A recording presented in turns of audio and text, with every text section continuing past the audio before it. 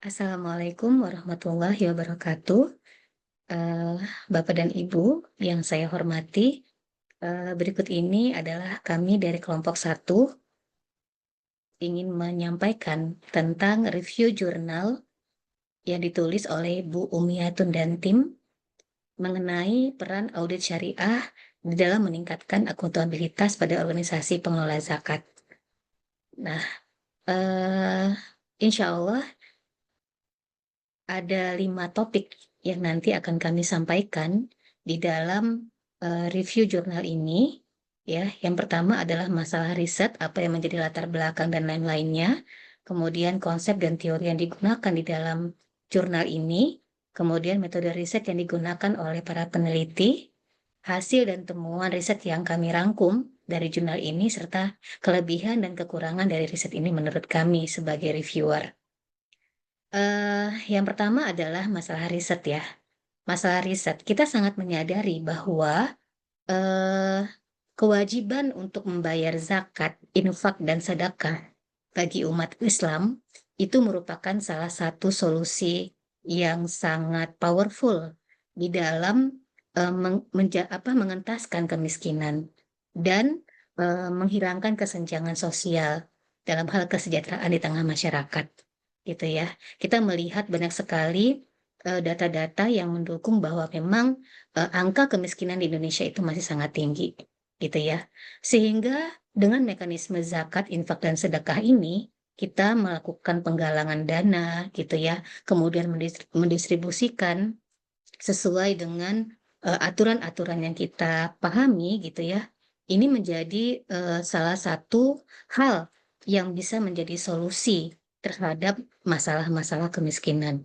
Sehingga apa? Sehingga, suatu lembaga yang mempunyai tugas di dalam pengumpulan dan pendistribusian zakat ini menjadi sangat penting. Organisasi pengelola zakat dalam hal ini atau kita singkat dengan OPZ gitu ya, kita singkat dengan OPZ, ini, memiliki peran yang sangat penting untuk menyampaikan tujuan dari adanya zakat, infak, dan sedekah tersebut ya, untuk sampai kepada, para penerima zakat, gitu ya. Dan ini tentunya, harus dilakukan secara benar, gitu ya. Oleh karena itu, riset ini yang berjudul "Peran dari Audit Syariah dalam Peningkatan Akuntabilitas Organisasi Pengelola Zakat" menjadi sangat menarik untuk kita telaah, gitu ya. Tujuan dari jurnal ini adalah untuk mendapatkan deskripsi ya, deskripsi peran dari audit syariah di dalam meningkatkan akuntabilitas, organisasi pengelola zakat, gitu ya. Di lain sisi kita juga pernah menemukan ya, kita pernah membaca kasus terjadinya kecurangan di salah satu lembaga, eee, organisasi pengelola zakat gitu ya, pada waktu itu adalah ACT, di mana, kita menjadi terkaget-kaget gitu ya, bagaimana, kira-kira, proses audit yang dilakukan pada, pada organisasi pengelola zakat. Kenapa sampai terjadinya fraud dan lain-lain. Nah, ini menjadi salah satu hal yang sangat, menarik untuk kita bahas terusan dan insyaallah, akan kita teruskan lagi di dalam pembahasan-pembahasan review, jurnal ini berikutnya. Baik, terima kasih Bu Ana. Untuk selanjutnya, saya akan menjelaskan mengenai konsep ataupun teori yang digunakan penulis dalam melakukan risetnya. Pada dasarnya, pada riset ini, penulis tidak secara eksplisit menuliskan atau memaparkan mengenai konsep ataupun teori-teori yang digunakan. Namun, kami berhasil menarik beberapa penggunaan dasar regulatif dan juga teori yang digunakan. Yang pertama adalah Undang-Undang Nomor 23 Tahun 2011, kemudian PP Nomor 14 Tahun 2014, dan juga PMA Nomor 606 Tahun 2020. Sedangkan untuk teorinya adalah teori Good and Sharia Governance, di mana tata kelola yang baik dalam manajemen zakat mengacu pada prinsip dan juga praktek yang menjamin transparansi dan juga akuntabilitas serta perilaku etis dalam organisasi yang mengelola dana zakat. Baik, untuk selanjutnya untuk metode risetnya, pada dasarnya riset ini berbentuk literatur review, di mana penulis menggunakan metode penelitian kualitatif dengan pendekatan deskriptif, di mana penulis eh, berfokus pada deskripsi dan juga interpretasi data yang berasal dari data kualitatif. Selanjutnya, untuk menguji dan memvalidasi keabsahan data, penulis menggunakan teknik triangulasi yang berasal dari sumber-sumber data yang berasal dari yang pertama adalah narasumber yang terkait, kemudian ada observasi lapangan yang dilakukan oleh penulis, dan terakhir adalah penggunaan data dokumentasi yang terkait dengan riset. Untuk selanjutnya mengenai hasil dan juga pembahasan riset dan juga temuan lainnya akan disampaikan oleh teman saya, Ibu Vidi. Terima kasih, Mbak Nisa. Selanjutnya, saya akan membahas mengenai temuan riset dari jurnal yang telah disebutkan di awal oleh Mbak Ana. Jadi pada temuan riset di sini ditemukan bahwa temuan audit pada lembaga OPZ ini pertama adalah mengenai kelemahan tata kelola. Kemudian dari sini juga kita melihat adanya kebijakan remunerasi dan nominasi yang tidak transparan. Nah, itu kemudian dilanjutkan dengan pedoman operasional OPZ yang tidak memadai. Nah, di sini contohnya tadi ada lembaga zakat ya yang dimention dalam jurnal sini adalah salah satunya ACT. Nah, kemudian di sini juga ada ketidakjelasan kriteria dalam penerima manfaat. Kemudian di sini dimasukkan juga kelemahan fungsi, kontrol, dan dual kontrol. Kemudian di temuan riset ini juga adanya laporan pertanggungjawaban yang tidak memadai.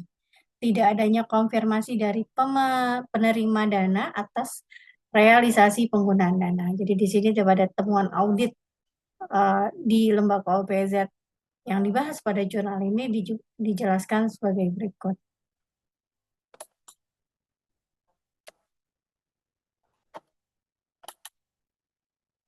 Kemudian temuan yang lain kita bisa melihat bagaimana urgensi atau pentingnya audit syariah pada OPZ.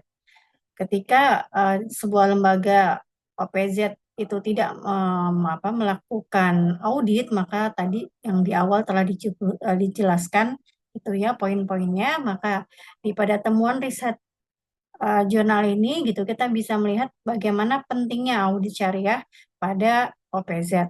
Nah, di sini yang pertama adalah pemenuhan atas kepentingan pengelola zakat itu harus sesuai oleh prinsip syariah. Yang kemudian dilanjutkan dengan akurasi laporan dana zakat itu sangat penting. Sehingga itu akan mencegah penyimpangan dan pelanggaran. Nah, di sini juga dalam temuan riset didapati bahwa efektivitas dan efisiensi biaya pada organisasi itu akan juga transparan terlihat. Kemudian yang paling utama adalah bagaimana dengan adanya audit syariah itu akan menjaga kepercayaan stakeholder. Nah, di sini apa sih yang dibutuhkan dalam audit syariah? Maka dibutuhkan personalnya atau SDM-nya. Nah, kompetensi apa yang harus dimiliki seorang auditor syariah?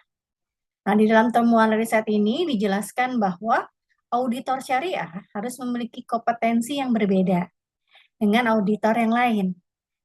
Yaitu pertama adalah pengetahuan keuangan umum, sekaligus juga harus memiliki ilmu syariah yang mumpuni.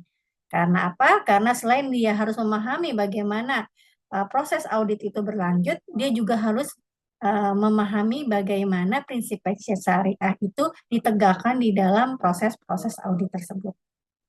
Nah, di sini juga kemudian dibutuhkan juga seorang auditor memiliki keterampilan analitis dalam potensi pelanggaran syariah. Jadi dia akan menjadi orang yang detail, yang memahami dan memperhatikan dari awal proses hingga keberlanjutannya dari tahap 1, kedua, ketiga sehingga sampai akhir dari proses audit keuangannya itu akan terlihat dari sisi pelaporannya hingga dari sisi prinsip kesehariannya apakah itu dijalankan atau tidak. Dan yang selanjutnya adalah karakter yang khusus yang harus dimiliki oleh auditor syariah dibandingkan dari auditor umum pada umumnya adalah dia harus memiliki integritas dan moralitas yang tinggi. Kenapa? Agar ia objektif dalam melakukan penilaian, kemudian ketika ia memiliki moral, maka dia akan merasa bahwa apa yang dia lakukan dalam mengaudit itu ada pertanggungjawabannya. Apalagi sebagai auditor syariah, maka pertanggungan jawabnya tidak hanya kepada stakeholder ataupun kepada manusia, tapi dia yakin bahwa apa yang dia lakukan itu juga harus dia pertanggungjawabkan kepada Sang Pencipta. Nah, di sini kita bisa lihat hasil dan kesimpulan riset. Di dalam riset ini dijelaskan bahwa peran audit syariah dalam meningkatkan akuntabilitas pada OPZ itu sangat penting. Jadi ini akan pada riset ini dijelaskan bagaimana pentingnya tadi di awal urgensinya gitu ya, kebutuhan untuk OPZ itu memiliki atau mengaudit syariah. Sehingga dengan demikian, lembaga zakat sebagai lembaga sosial perlu menjalankan akuntabilitas yang tinggi dalam pengelolaannya sesuai prinsip syariah. Nah, disinilah audit syariah mengambil peranannya. Di sini adalah yang pertama adalah alat dalam audit syariah OPZ gitu ya.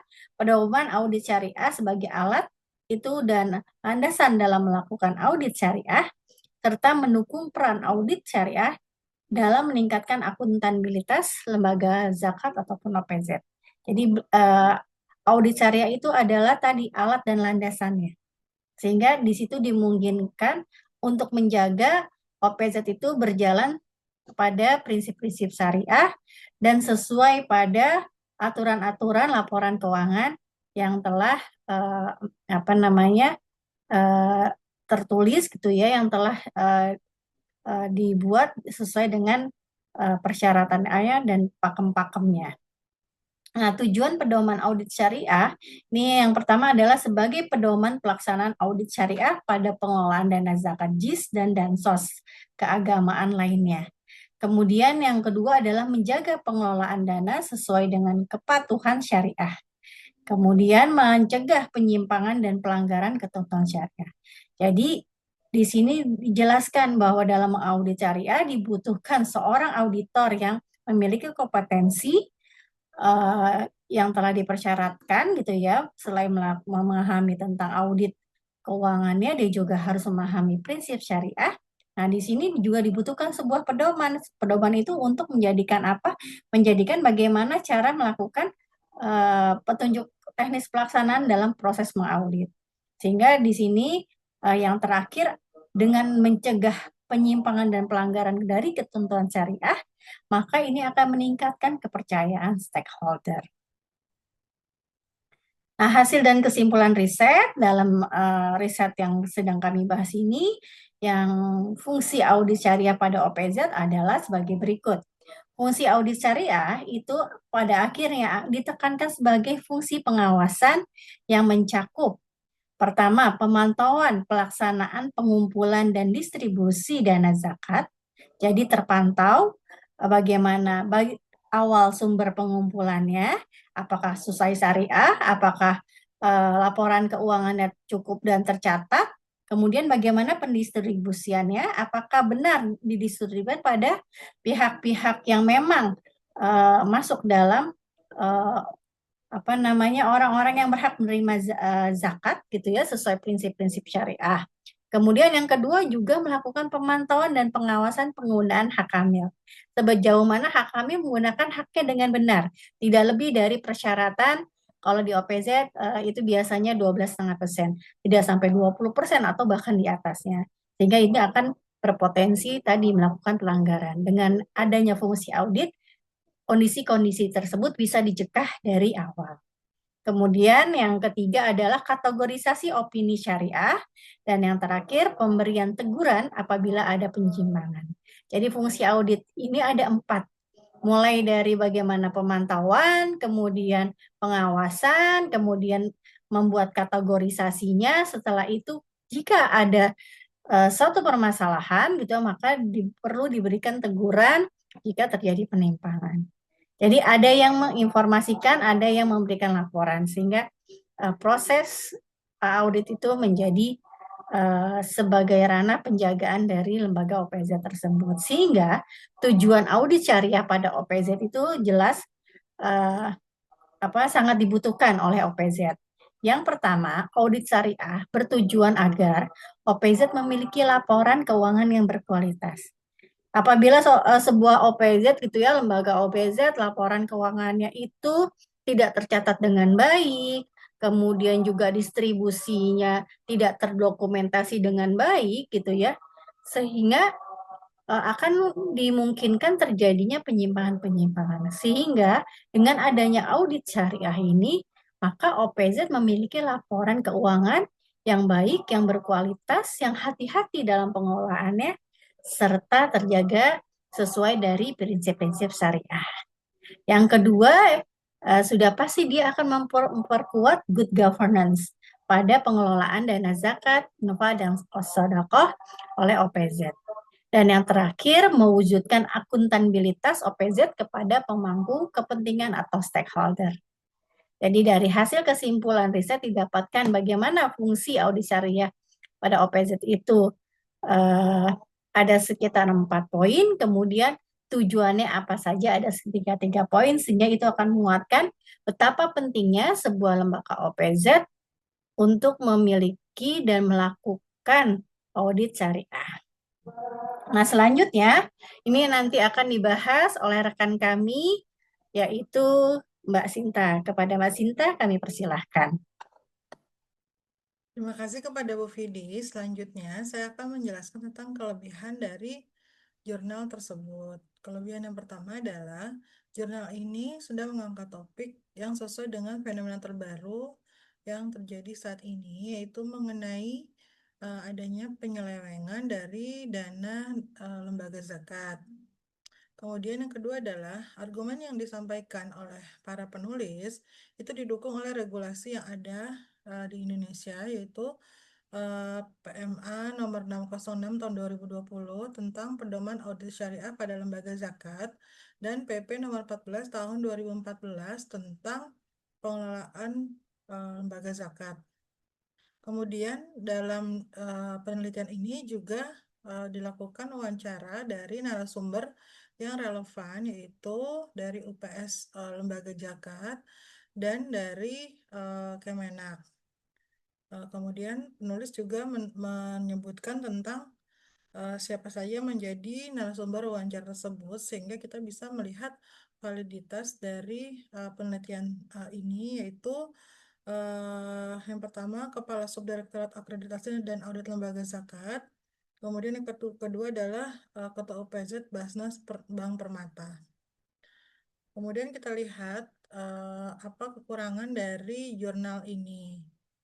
Yang pertama, jurnal ini belum memasukkan data atau bukti empiris untuk membandingkan antara OPZ yang telah diaudit dan yang belum diaudit.